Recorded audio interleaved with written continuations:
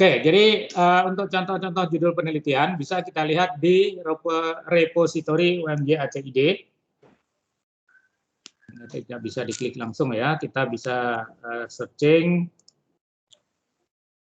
melalui ini. Oops.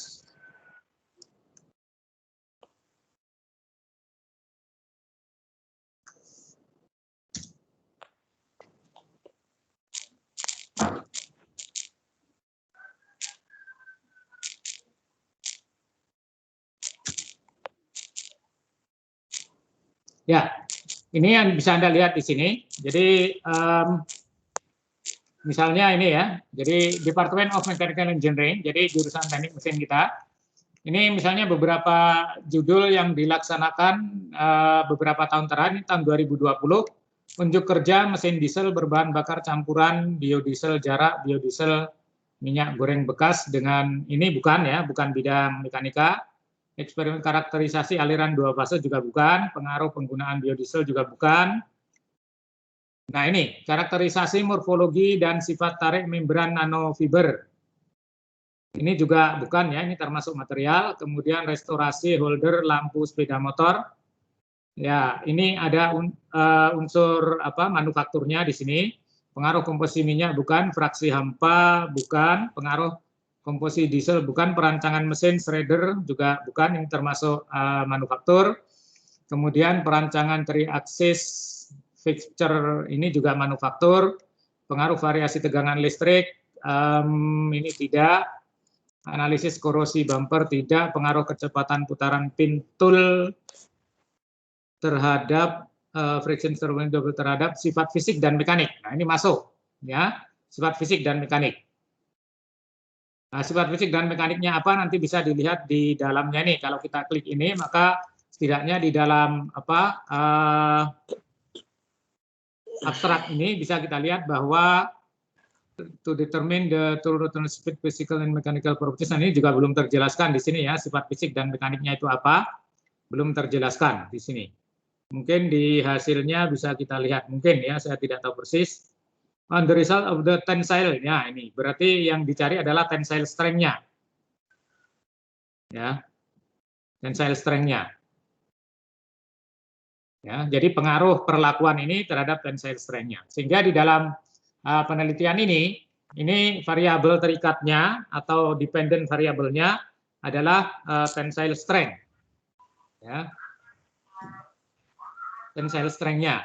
Kemudian dependent variabelnya, variabel bebasnya yang kita kontrol, yang kita ubah-ubah, yang divariasi itu adalah kecepatan putaran pintul.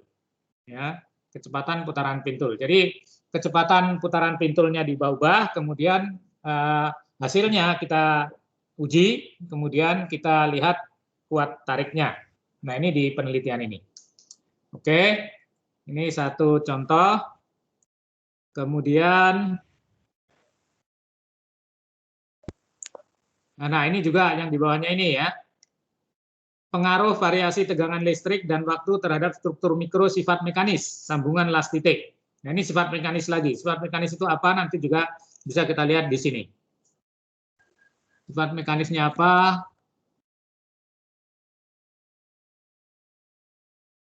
The result nah ini juga lagi tensile test. Ya, jadi tarik, uji tarik di sini sifat tarik yang dilihat. Sifat tarik itu apa? With tensile strength of, nah ini bukan tensile strength, ini juga ada kesalahan di sini ya. Jadi di dalam membaca abstrak Anda juga harus hati-hati. Apakah angka-angka yang diberikan, informasi yang diberikan itu benar atau tidak? Itu Anda juga harus cukup kritis ya. Jadi di sini tensile strength ini bukan satuannya tidak seperti ini. Tensile strength itu mestinya satuannya megapascal, bukan newton.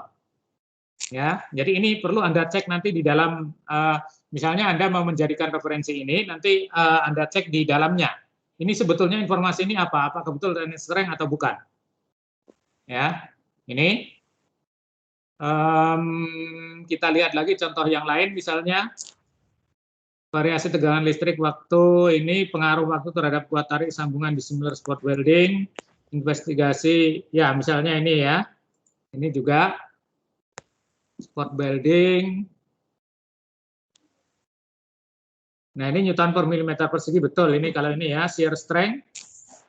Ya, strength itu satuannya Newton per milimeter persegi atau megapascal. Nah, seperti ini. Ya, contoh-contohnya. Kemudian mungkin bisa kita lihat yang lain ya. Sorry.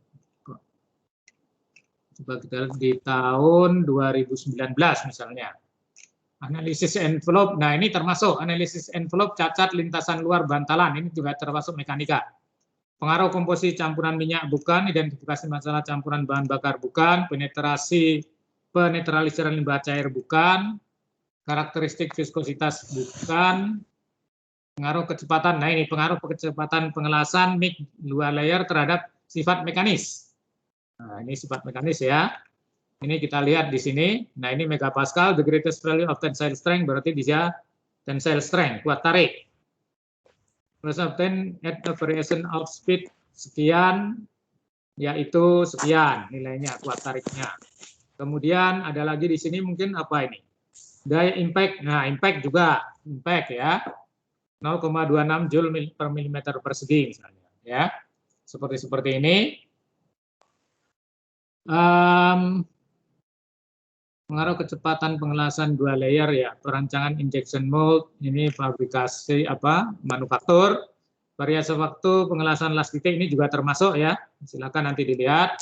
Sifat mekanis komposit limbah coating polipropilin dengan variasi ukuran mikropartikel limbah coating. Limbah coating itu apa ini limbah coating itu? Plastik komposit, limbah coating berarti ini maksudnya adalah coating yang pelapis dari produk-produk yang misalnya seperti ada rak sepatu, ada rak piring, itu kan ada besi, kemudian luarnya dilapis dengan plastik. Nah itu mungkin maksudnya ini ya, waste coating and particle size of received particle 200 mesh, ya. Ini lalu ini ada kuat tariknya, ya. Modulusnya, ada modulusnya, kemudian kuat tariknya ada tidak ini? Tidak ada kuat tariknya ternyata, yang dilihat hanya modulusnya. Tapi ini kan sifat mekanis ya, dengan variasi ukuran sifat mekanis di sini. Pokoknya yang ada kata-kata sifat mekanisnya, ini termasuk di mekanika material. Oke, kita kembali ke materi kita. Ada pertanyaan sampai di sini?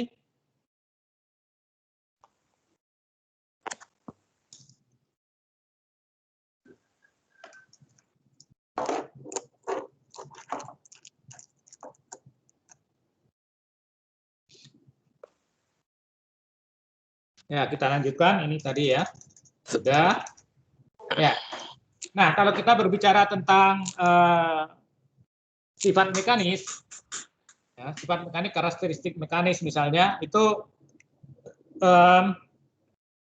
sifat material atau karakteristik suatu fenomena, itu tergantung kepada apa yang mendahului di depannya.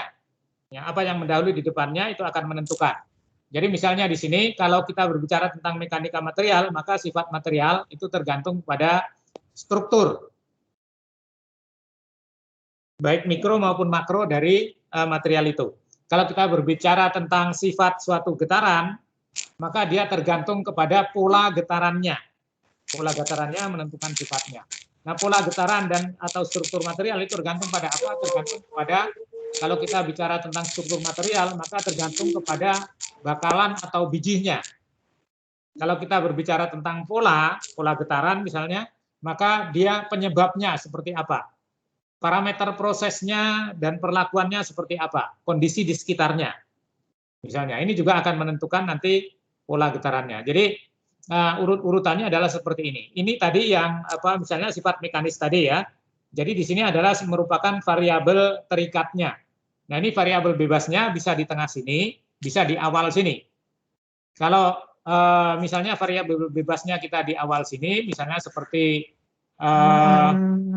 tadi ya, seperti misalnya pengelasan tadi, maka bisa divariasi ukuran pintulnya misalnya, atau kecepatan putarnya, atau mungkin model pemegangnya, fixturnya, ketika kita melakukan pengelasan itu juga bisa. Kemudian ini juga bisa sebagai variabel terikat karena ini bisa jadi paralel ini dengan ini. Ya.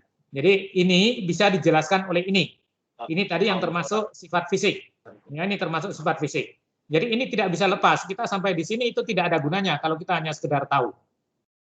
Ya, material itu kan digunakan untuk struktur, untuk konstruksi. Nah, untuk konstruksi itu yang perlu kita ketahui kan karakteristik apa misalnya ketahanan korosinya, kekuatannya. Kalau hanya sampai struktur ya untuk apa? Tidak ada gunanya. Oke. Jadi ini sampai ke sini, sampai ke sifat atau propertinya. Ya.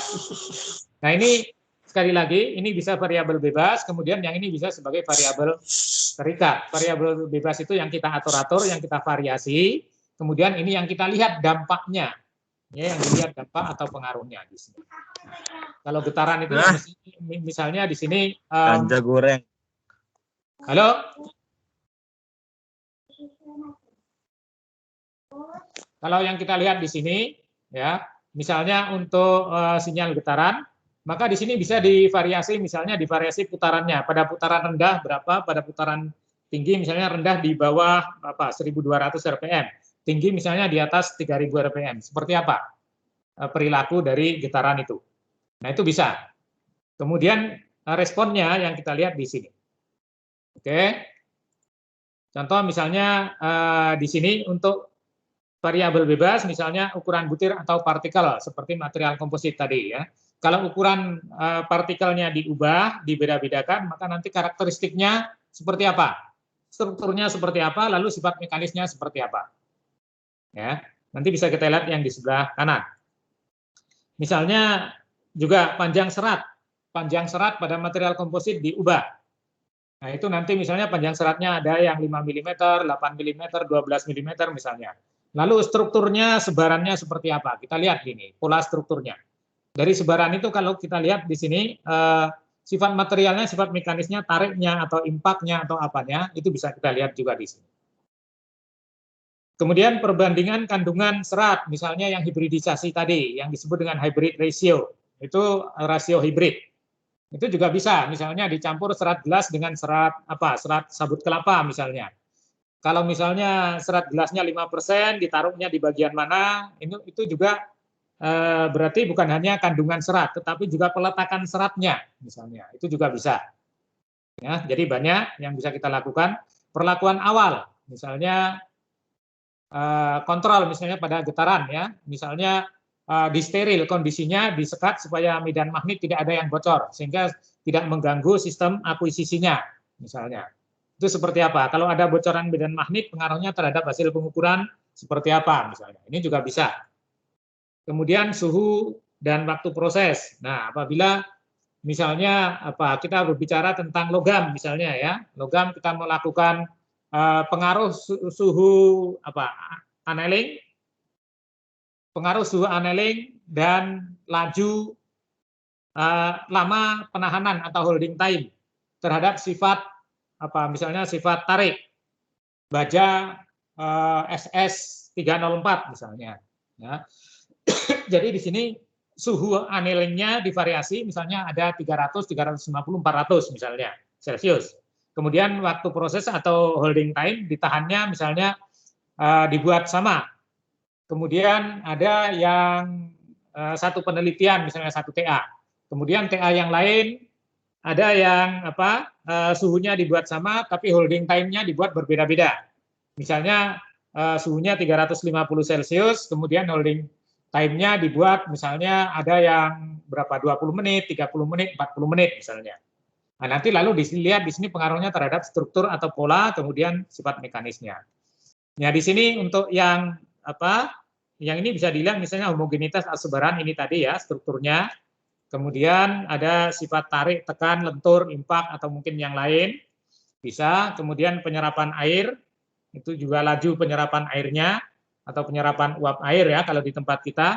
Karena Indonesia ini kan termasuk daerah tropis yang suhu tingkat kelembabannya cukup tinggi, bahkan kadang-kadang kalau di musim kemarau itu bisa sampai 80%. Nah, ini kan akan menyebabkan material itu menjadi karakteristiknya juga bisa terpengaruh. Misalnya Kalau Anda mungkin punya pengalaman di rumah, ada pintu atau bagian perabotan rumah tangga Anda yang terbuat dari triplek, maka di Indonesia sebetulnya triplek itu tidak cocok karena kelembabannya itu terlalu tinggi. Kalau mau pakai triplek ya sebaiknya pakai AC sehingga kelembabannya bisa dikontrol di bawah misalnya sekitar 40-50%.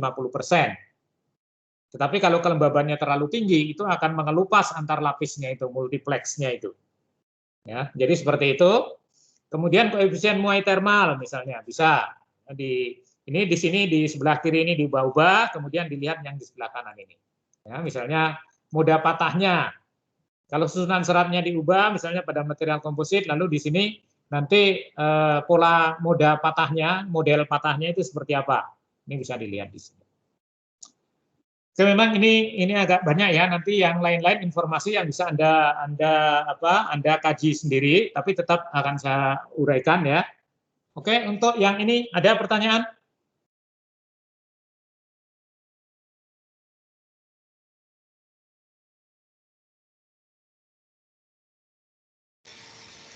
Tidak ada, Pak. Belum. Ya, oke kita lanjutkan ya. Ya, standar pengujian untuk ASTM. Ya, ASTM itu adalah suatu standar pengujian yang ini ya, American Society for Testing and Material. Jadi bukan hanya berkaitan dengan material, tetapi juga untuk testing, untuk pengujian.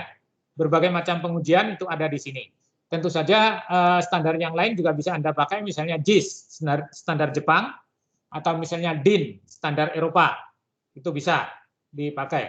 Tetapi yang kita miliki satu set lengkap adalah ASTM ini. Ya, kita mempunyai satu set lengkap, mungkin perguruan tinggi di Jogja yang punya satu set lengkap banyak UMY, termasuk PTN. Mereka belum tentu itu punya satu set lengkap ASTM ini. Jumlah jilidnya kalau tidak salah ada 34 jilid atau 30 sekian pokoknya ya, 30 sekian. Setiap jilid itu sekitar 1000, 1200 sampai 1500 halaman. Setiap jilid. Anda bisa bayangkan kalau kali 30 rata-rata 1200 sudah 36.000 halaman. Itu ada di ruang referensi kita, bukan di perpustakaan pusat ya, di ruang referensi kita di gedung F1. Di gedung F1, lantai dasar, di depan TU Fakultas yang lantai dasar. Oke, American Society for Testing and Material ya. Jadi di sini standar-standar itu dinyatakan dengan angka yang didahului oleh huruf besar. Ya. Huruf kapital diikuti nomor. Arti huruf kapital itu setiap huruf kapital yang digunakan di sini itu memiliki makna berkaitan dengan isinya. Jadi kalau misalnya suatu standar didahului dengan A, misalnya A243, misalnya. Kalau ada ya, saya tidak tahu ada atau tidak. Itu berkaitan dengan standar untuk pengujian besi dan logam fero, ya logam fero yang berbasis Fe, logam fero. Kemudian kalau yang B berkaitan dengan pengujian logam non fero. Kemudian yang C berkaitan dengan keramik dan keluarganya, keramik, komposit, beton, ya ini beton, ya beton, ini juga beton maksudnya bahan-bahan yang serupa, ya. Keramik, beton. Kemudian D material yang lain, macam-macam material, termasuk di sini komposit, termasuk di yang D. Misalnya D3410, itu berarti pengujian komposit untuk uji tekan. D berapa? 3039, pengujian komposit untuk uji tarik. Kemudian ada lagi D52 sekian ya untuk uji impak misalnya. Jadi ada di sini yang D. Nanti bisa kita lihat contoh-contohnya. Kemudian ini yang E itu macam-macam pengujian. Ada yang logam, ada yang bahan bakar, ada yang zat kimia dan sebagainya. Itu di sini. Ada yang mengukur massa jenis, mengukur koefisien muai tadi, itu di sini di E ini. Ya, di E. Kemudian yang F itu material untuk aplikasi tertentu, misalnya material untuk elektronik, material untuk elektro, misalnya baterai, ya baterai, material baterai itu di F. Kemudian untuk G yang berkaitan dengan korosi dan degradasi material, perusakan sifat material. Ini yang G. Oke. Sedangkan beberapa sifat fisik yang paling sering digunakan, diteliti, misalnya tentu saja ini massa jenis atau kerapatan ya, density. Kemudian koefisien muai thermal, thermal expansion coefficient. Kemudian konduktivitas thermal, thermal conductivity. Ini berkaitan dengan perpindahan kalor, misalnya Anda meneliti tentang pemakaian berbagai material untuk media pemindah kalor. Misalnya heat exchanger, ya. Kalau pipanya terbuat dari tembaga, itu perpindahan kalornya seperti apa? Kalau terbuat dari dengan ukuran yang sama tentu saja, aluminium seperti apa? Kalau terbuat dari kuningan seperti apa misalnya? Nah, ini juga bisa dijadikan bahan penelitian. Kemudian penyerapan uap air, water swallowing. Kemudian koefisien muai karena penyerapan air. Ini kaitannya ada dengan yang di atasnya ini, yang keempat dengan yang kelima. Kemudian struktur mikro, microstructure, moda patah, failure mode. Kemudian komposisi unsur, ya. Misalnya kita ingin tahu misalnya dengan seperti tadi ya, misalnya dengan di anil, sebelum di anil dilihat komposisi kimianya seperti apa. Kemudian setelah di anil kita lihat lagi komposisi kimianya seperti apa. Nah, ini nanti hubungannya dengan struktur mikro dan sifat mekanisnya. Kenapa sifat mekanisnya berubah? Misalnya karena misalnya unsur karbonnya turun, misalnya. Saya tidak tahu ya. Misalnya, karena itu nanti bisa dijelaskan dengan komposisi kimia ini. Ya, karena karbon kan makin tinggi kadar karbonnya, logam fero itu maka dia akan makin keras misalnya. Ya, maka nanti bisa dilihat mungkin ada juga unsur sulfurnya turun, maka sifatnya akan makin baik. Ya, jadi sulfur itu akan menentukan sifat getasnya material logam fero. Oke. Nah, pada standar ini itu disampaikan informasi yang sangat detail. Ya, sangat detail tentang misalnya penyiapan spesimen, bagaimana membuat spesimennya, kondisinya seperti apa, sampai alat potongnya itu kadang-kadang diatur. Alat potong yang bisa digunakan, alat potong yang seperti apa, sampai seperti itu. Kemudian alat ukur untuk mengukur spesimen sebelum diuji itu kan diukur terlebih dahulu. Misalnya panjang, lebar, tebalnya berapa. Nah, itu juga alat ukurnya juga sampai diatur di dalam standar itu. Sampai sedemikian detailnya. Kemudian prosedur pengujian. Nah, misalnya yang Anda semuanya sudah pernah mengalami, uji tarik misalnya. Sampai misalnya gripnya seperti apa, penjepitannya seperti apa. Posisi yang harus diperhatikan ketika menjepit seperti apa, diatur di situ. Kemudian laju penarikannya, laju pergerakan kepala silangnya, itu berapa? Itu juga diatur. Suhu lingkungannya seperti apa? Kalau tidak seperti itu, maka harus dilaporkan di dalam penelitiannya, misalnya. Kelembabannya seperti apa? Diatur di situ. Ya, jadi detail sekali. Kemudian pengolahan data dan rumus-rumusnya juga diberikan. Misalnya setelah kita memperoleh data, grafik uji tarik, misalnya bagaimana kita menghitung kuat tariknya, rumusnya seperti apa. Kemudian bagaimana kita menghitung modulusnya. Memang secara teoritis di dalam mekanika material itu Anda sudah mendapatkan bahwa E sama dengan sigma per epsilon. Tetapi sigmanya diambilnya di titik mana, epsilonnya diambilnya di titik mana. Ini kan suatu hal yang penting.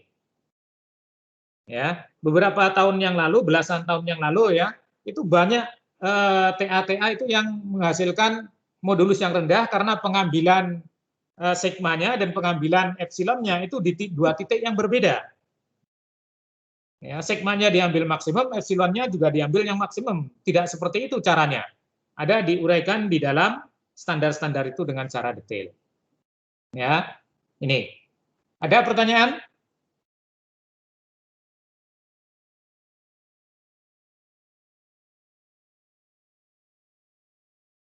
Oke. Bisa kita lihat beberapa contoh ya. Misalnya untuk pengujian massa jenis itu diberikan di dalam D792, D1217, D3505. Ini masing-masing berbeda-beda. 792 untuk plastik, 1217 untuk cairan. Ya, cairan dengan Bingham Pygnometer. Kemudian 3505 itu untuk bahan-bahan kimia cair. Kemudian ada lagi D4052 itu untuk cairan dengan menggunakan digital density meter dan seterusnya. Tetapi pada dasarnya, sebagaimana yang sudah pernah Anda peroleh pada fisika, yang namanya massa jenis adalah massa persatuan volume. Sehingga yang diukur pakai standar yang manapun ini, itu yang dicari adalah harga M dan harga V. Kemudian kita menghitung harga rho. Ya, ini. Oke, ini misalnya untuk massa jenis ya. Kemudian koefisien muai termal, misalnya ya, kita bisa mendapatkannya di D696 untuk plastik pada suhu min 30 sampai plus 30 derajat Celcius. Tidak di luar rentang ini. Kalau di luar rentang ini berarti kita harus memakai standar yang lain. Kemudian D3386 untuk material isolator listrik, penyekat listrik.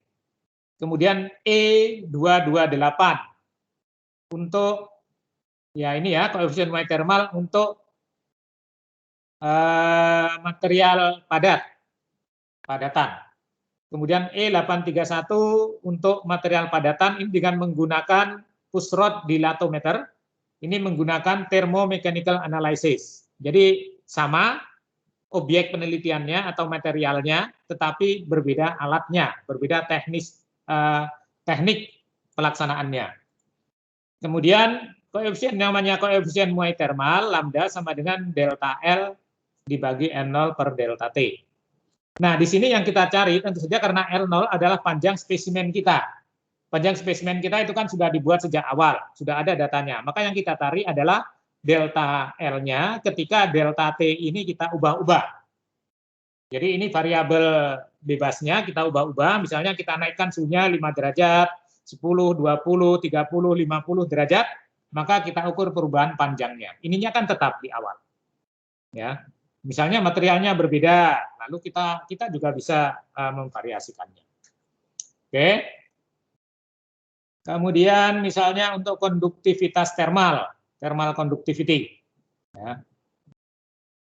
Itu diatur dalam D5334 untuk tanah, ya bahkan tanah pun diatur di sini. Kemudian batu yang tidak keras, soft rock, batu yang relatif lunak dengan menggunakan thermal needle probe. Kemudian ada D5930 untuk plastik. Kemudian ada D7896 untuk apa ini? Material pendingin. Nah, ini kan ada kaitannya juga dengan motor bakar ya.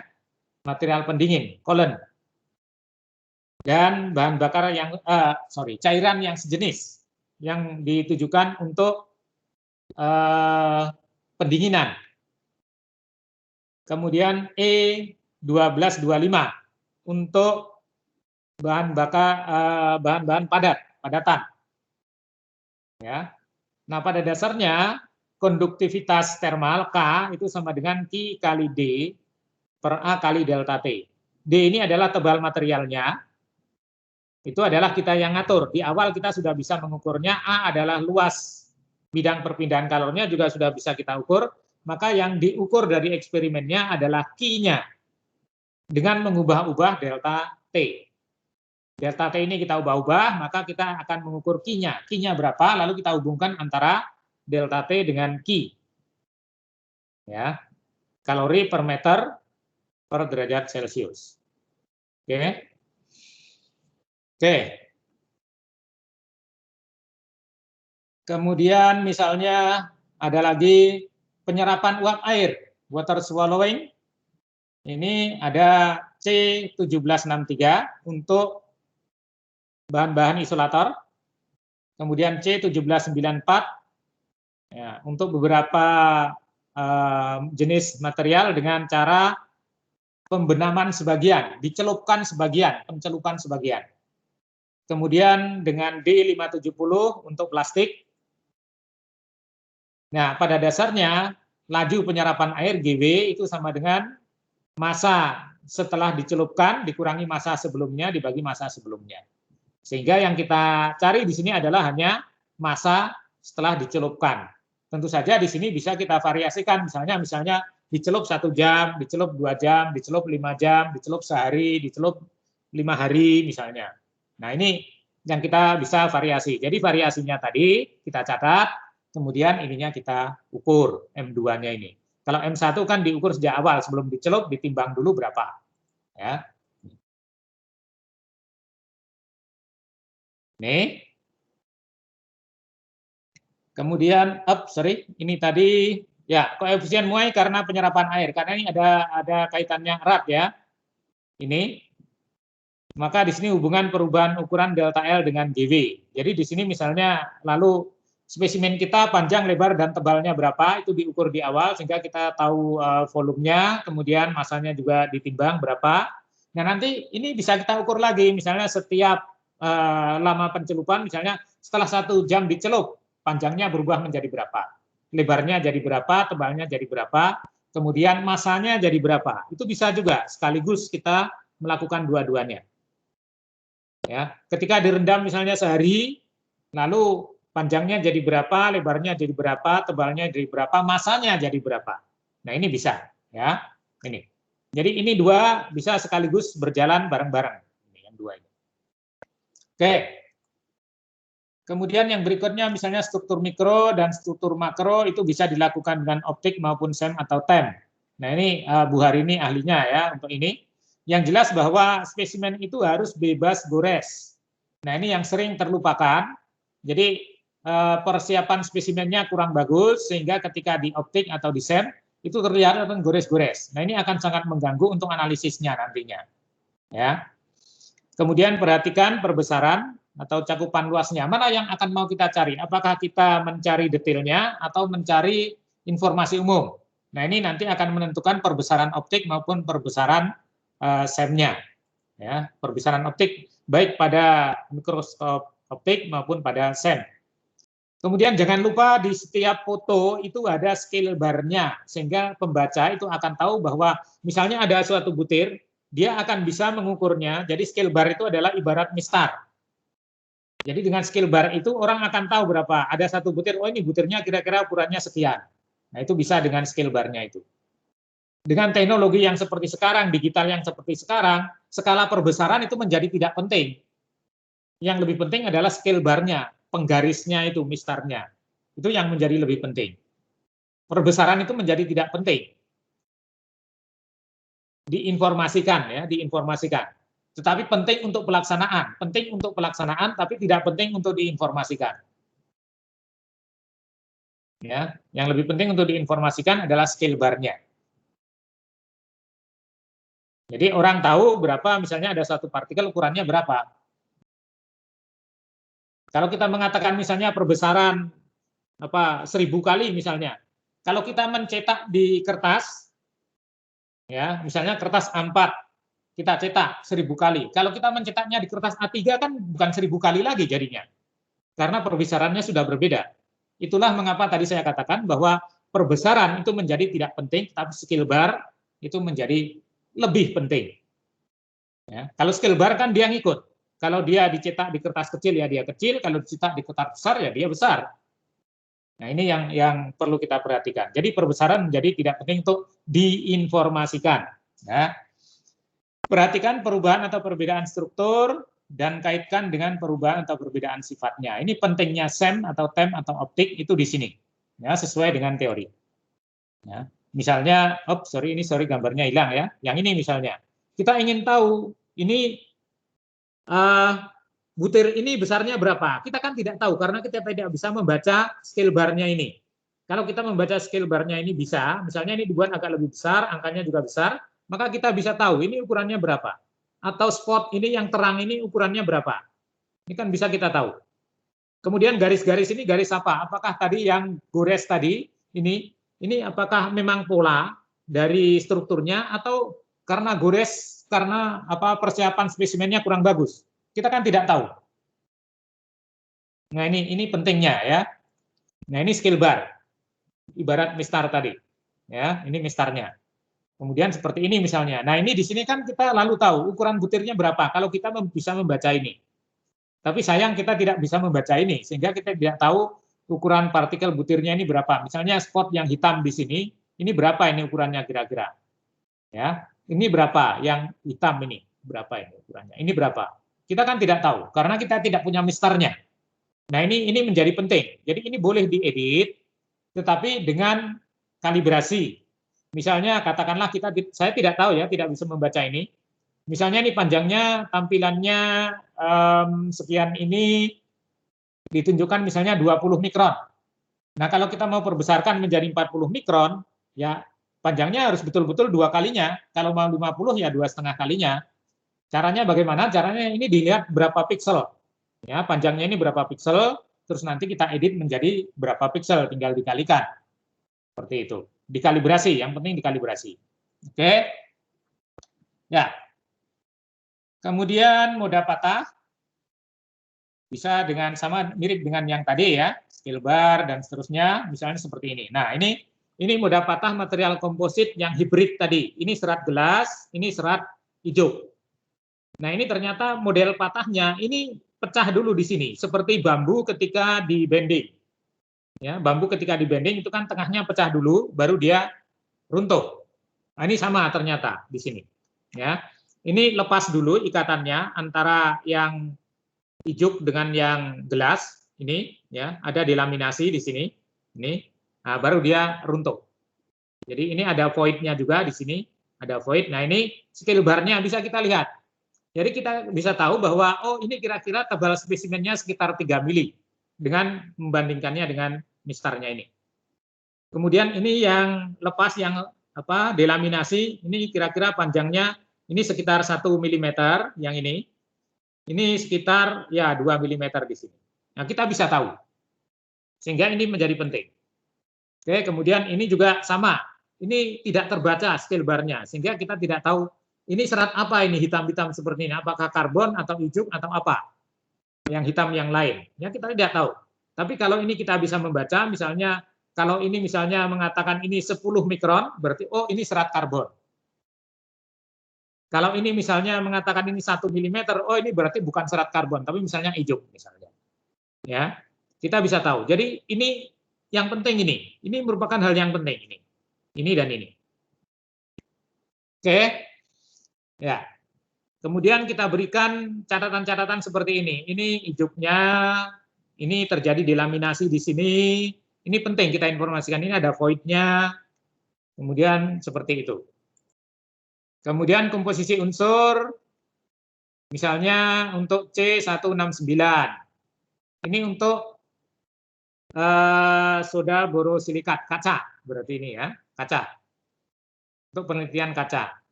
Chemical analysis, jadi unsur kimia dari kaca dengan standar ini. D3171 untuk ya komposisi material pembentuk dari komposit. Ini C3171. Kemudian ada D3529. Ya. Ini juga untuk material komposit tapi yang masih berupa lembaran tipis atau prepreg.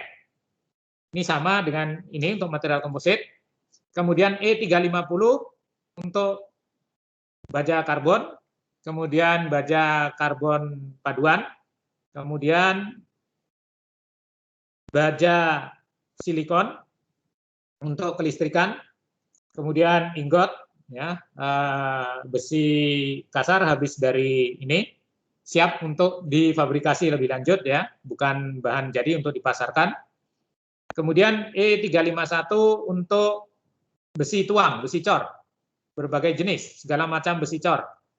Ya, E352 untuk baja nirkarat.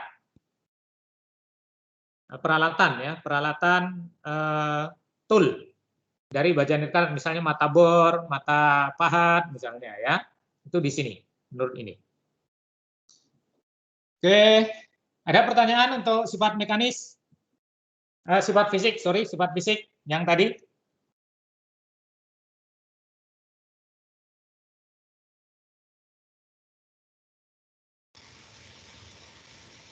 Belum, Pak. Oke, kita lanjutkan untuk sifat mekanisnya. Sifat mekanis biasanya yang diteliti tentu saja yang pertama tarik, kemudian kekerasan ya. Yang ketiga tekan atau desak. Yang keempat geser. Yang geser ini sebetulnya jarang ya, lebih banyak lentur ya, lentur atau bengkok, kemudian tekuk atau buckling. Kemudian impact ya, fatigue, kelelahan. Kemudian ketangguhan atau toughness. Satu lagi sifat spesifiknya, yaitu sifat-sifat yang ada di atas ini 1 sampai 9 persatuan massa. Jadi tarik misalnya sigma T per rho. Kemudian E per rho. Ya. Kekerasan ya itu juga sama, misalnya HRB per rho, tapi ini jarang ya untuk kekerasan. Tekan misalnya sigma aksen per rho, E aksen per rho. Ini tau per rho, G per rho misalnya. Ya, ini merupakan penting, terutama material yang akan digunakan untuk kendaraan. Ya, mobile structure, struktur-struktur yang berpindah-pindah. Sehingga energi untuk memindahkannya itu akan menjadi lebih kecil apabila sigma per rho atau E per rho-nya itu makin kecil. Sehingga E per rho dan sigma per rho itu menjadi penting. Ya. Nih. Misalnya untuk tarik itu yang dicari adalah kuat tariknya, kemudian regangan patah, dan juga modulus yangnya. Nah itu diatur di dalam misalnya D638 itu untuk plastik. Kemudian D3039 juga untuk komposit, ini ya polimer matrik komposit PMC. Kemudian D3822 untuk fiber ya, fiber tunggal. Kemudian D7291 untuk komposit juga. Ya. Nah, luaran dari pengujian yang kita peroleh adalah nilai angka dan juga grafik F delta L. Grafik ini juga merupakan hal yang penting, bukan hanya angkanya, tetapi grafiknya juga penting. Karena E itu kita peroleh dari grafiknya, bukan dari angkanya. E itu kita peroleh dari grafik, bukan dari angka. Itu yang perlu dicatat. Ya. Sekali lagi saya ulangi, E diperoleh dari grafik, bukan dari angka. Kemudian dari grafik ini perlu dilakukan two compensation, jadi ada pergeseran di awal pembebanan, itu biasanya terjadi seperti itu. Oke, kemudian kuat tarik, sigma sama dengan F per A, kemudian regangan, epsilon sama dengan delta L per L, modulus E sama dengan delta sigma per delta epsilon. Jadi mengapa ini tadi saya sampaikan, bahwa grafik itu akan memberikan nilai E karena kita mencari harga deltanya ini. Ya, delta sigma per delta epsilon. Ini ya, jadi yang kita peroleh dari pengujian itu adalah F-nya, kemudian delta L-nya, lalu grafiknya dari pengujian. Sedangkan A itu kita ukur sebelum spesimennya diuji, L0 juga kita ukur sebelum spesimennya diuji. Karena ini sigma kita peroleh di sini, epsilon kita peroleh di sini, maka ini menjadi kalau ini selesai, maka yang ini juga akan selesai dari grafik. Oke. Kemudian kekerasan atau hardness, misalnya B578, itu untuk micro hardness. Pada material-material yang dilakukan electroplating atau pelapisan, ya, misalnya ada ferrochrome, vernickel, itu pelapisan ya dengan elektro. Kemudian B721 micro hardness ya, and case depth. Jadi untuk pengukuran kekerasan dan kedalaman atau tebal lapisan. Jadi material-material yang diperoleh dari produk metalurgi serbuk. Kemudian ada C730. Ini pengujian kekerasan kenup untuk kaca. Kemudian D785, Rockwell, pengujian Rockwell untuk plastik dan bahan-bahan isolator listrik. Kemudian ada E10 untuk logam, berbagai macam logam. Jadi standarnya beda-beda. Kemudian E18. Nah, ini untuk Rockwell dari material logam. Kemudian ada E92 untuk Vickers untuk bahan-bahan logam. Ya, F1957 untuk busa komposit, ya, dengan durometer. Oke, ini kekerasan. Kemudian kita lanjutkan, masih luarannya berupa tapak indentasi. Jadi tapak dari indentornya itu. Nah, ini yang kita ukur. Anda juga sudah pernah melaksanakannya ya, Brinel atau apa itu ketika praktikum. Nah, itu kan yang Anda ukur itu kan tapaknya. Tapaknya itu diameternya berapa? Di beberapa posisi Anda ukur itu. Ya. Diameter, beberapa diameternya, diagonalnya, kemudian dihitung reratanya. Kekerasan Brinel bisa dihitung dengan 2F dibagi. Nah, ini F kan dicatat dari mesinnya, pembebanannya berapa beban yang Anda berikan itu. Kemudian ditahannya selama berapa detik. Kemudian ini adalah diameter indentornya, dibesar. Kemudian dikecil adalah diameter tapaknya. Ya, jadi ini BHN-nya. Kemudian kalau untuk kekerasan Vickers, persamaannya adalah seperti ini, karena Vickers itu kan limas ya, bentuk indentornya. Kalau ini kan bola, kalau Brinel bola, kalau Vickers limas atau kerucut ya, kerucut limas ya, limas bukan kerucut, limas. Oke, ini sama. Kemudian tekan atau desak, ini sama dengan tarik ya, sigma U, epsilon, dan E. Ya.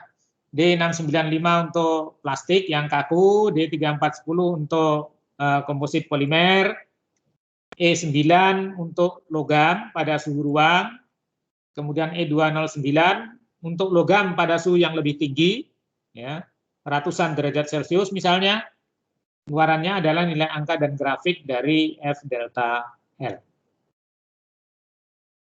Kemudian seperti juga pada tarik, bahwa sigma U sama dengan F max per A, epsilon sama dengan delta L per L, E sama dengan delta sigma per delta epsilon. Diambil di awal bagian proporsional grafik sigma epsilon. Ini untuk E-nya. Ini yang perlu diperhatikan. Kemudian di sini ada geser, uji geser yang dicari adalah tegangan gesernya, taunya. Misalnya untuk B769 untuk paduan aluminium. Kuat geser paduan aluminium. D732 untuk plastik dengan menggunakan alat penembus atau punch. Kemudian D7078 untuk komposit dengan V-notch. Geser. Nanti Anda bisa lihat detailnya, Anda cari ini apanya, detailnya ini. Kemudian F1362 untuk bahan-bahan ruang angkasa ya, aerospace, yang dibuat secara berlapis ya, interlayer material glaze. Kemudian ASTM D732 yang ini luarannya adalah berupa nilai angka dan grafik, dilakukan to compensation, kemudian tau sama dengan F max per A. A sama dengan Pi kali D kali T. Nanti bisa Anda lihat di standarnya ini. D adalah diameter punch-nya, kemudian T tebal spesimennya. Tuh. Kemudian lenturan. Yang dicari adalah tegangan, regangan, dan modulus lenturnya. Misalnya ada D790 ini untuk komposit ya, atau plastik dan komposit. Kemudian ini yang untuk 3 point bending, lenturan 3 titik, kemudian D6272 ini untuk sama peruntukannya, tetapi ini dengan 4 point bending atau lenturan 4 titik. Jadi pembebanannya di yang 6272 itu di 2 titik, kalau D790 pembebanannya di 1 titik. Di sini pembebanan 1 titik, kemudian tumpuan 2 titik. Ya, jadi ada 3 titik. Yang 6272 itu pembebanannya di 2 titik, kemudian tumpuannya di 2 titik. Jadi total ada 4 titik, 4 point bending. Kemudian ada E290, ini bending tapi untuk mengukur keuletannya, ductility-nya. Ada E885 untuk spring, ya, pembebanan statis untuk spring. Nah, kalau di D790 sendiri, itu luarannya adalah nilai angka dan grafik F delta, maka dilakukan two compensation, kemudian kuat lenturnya sama sigma sama dengan 3 Fmax per L dibagi 2 BD kuadrat. Ini juga di mekanika material sudah Anda dapatkan ini ya. Jadi sigma sama dengan MB kali J per I, itu akhirnya didapatkan dengan kondisi material dan pembebanannya seperti yang diatur dalam standar, maka diperoleh 3 FL per 2 BD kuadrat. Ini sama dengan yang di mekanika material. Oke, kemudian regangan lentur, epsilon sama dengan 3 DD per L kuadrat, lalu modulusnya E sama dengan L pangkat 3M dibagi 4 BD pangkat 3. Nah, ini rumus-rumusnya.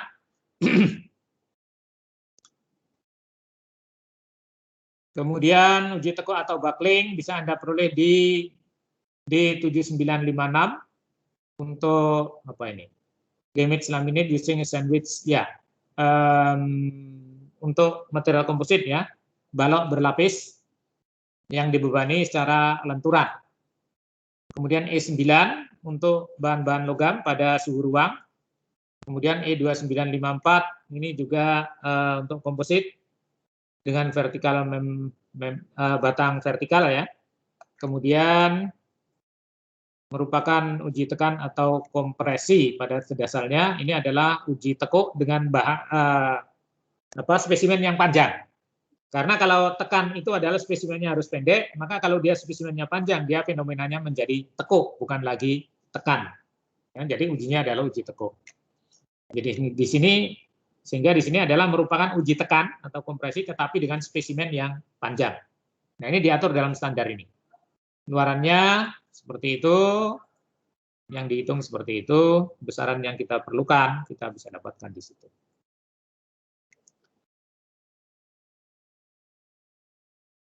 Kemudian untuk uji impak, ada A326 untuk besi cor, kemudian D6110 untuk Charpy impact, untuk plastik, dengan diberi notch, kemudian ada E23 untuk logam, tidak termasuk ini berarti ya, karena ini sudah ada standarnya sendiri. Kemudian E2248 mini, ya, Charpy V-notch specimen, luarannya berupa nilai angka dan sudut awal dan sudut ayunan lanjutan pendulum B dan alfa. Tinggi awal pendulum H sama dengan S1 kali 1 min cos beta, S jari-jari ayunan pendulum, tinggi ayunan sisa H1 sama dengan S kali 1 min cos alfa. Kemudian energi terserapnya E sama dengan mg kali H1 min H1. Oke, ini. Kemudian petunjuk pengujiannya itu bisa dilihat di sini, non standar spesimen. Apabila spesimennya tidak standar, maka aturan-aturannya bisa dilihat di sini. X3, catatan 3 ini, catatan 3. Oke, kelelahan atau fatigue. Ada D7991 ini untuk plastik. Kemudian E466 untuk pengujian lelah yang bebannya dikendalikan, bebannya bisa diatur-atur. Apakah mau konstan atau variasi, kalau variasinya seperti apa, itu menurut E466. Material yang digunakan adalah logam. Kemudian E606 itu untuk strain control. Kalau di sini bebannya yang dikendalikan, kalau di sini regangannya yang diatur-atur. Nanti bebannya kita ukur. Jadi kalau di sini bebannya diatur, regangannya diukur, yang E466. Kalau E606 berarti yang diatur regangannya, kemudian bebannya diukur. Ya, bebannya diukur di sini. Yang E606. Kalkulasi tegangan ada A2714. Ini untuk creep, fatigue. Ya, creep itu pada suhu yang ada kenaikan suhu, itu creep. Jadi kalkulasi tegangan tergantung pada pola pembebanan yang digunakan. Oke. Kemudian ketangguhan atau toughness ada D5045 untuk plane strain. material plastik. Kemudian ada E399 untuk linear elastic plane strain untuk logam. Kemudian E1820 itu fracture toughness dan seterusnya. Oke, ada pertanyaan?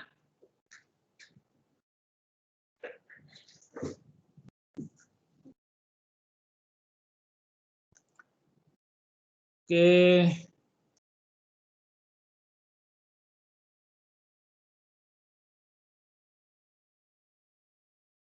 Oke, kemudian ada tugas di sini ya, pekan ke-8, tugas bidang mekanika, bisa Anda lihat di e-learning. Ini mulai hari ini waktunya 1 pekan ya, bisa Anda kumpulkan di sini untuk kelas C. Soalnya ada di sini ya. Pelajari suatu standar pengujian dari beberapa banyak standar tadi, silahkan misalnya Anda nanti sudah punya gambaran mau penelitian apa atau TA-nya mau apa di bidang mekanika ya. Bisa getaran, mekanika fluida, kinematika, dinamika, gerak robotika, mekanika material, atau sifat mekanis misalnya. Kemudian Anda pelajari standar itu, Anda pilih, kemudian dibuat ringkasan yang nggak usah banyak-banyak, ini ringkasannya, yang penting ada unsur ini. Ada sampel, misalnya spesimennya, seperti apa bentuknya, ukurannya berapa, kemudian jumlah minimumnya berapa, pengujiannya, parameternya, misalnya katakanlah seperti tadi, uji tarik, lalu laju peregangannya berapa, spesimennya seperti apa di satu ini ya. Misalnya kemudian ini laju peregangannya seperti apa, kemudian mesinnya seperti apa disampaikan di sini.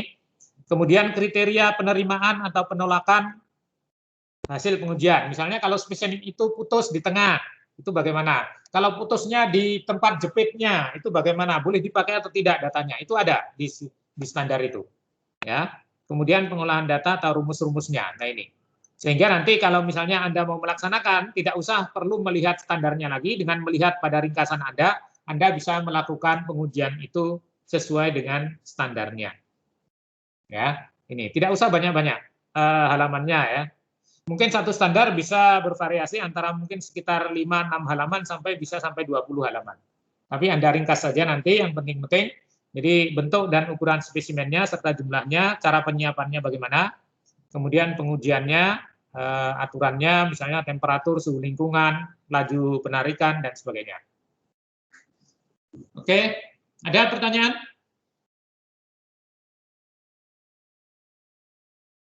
Tidak, Pak.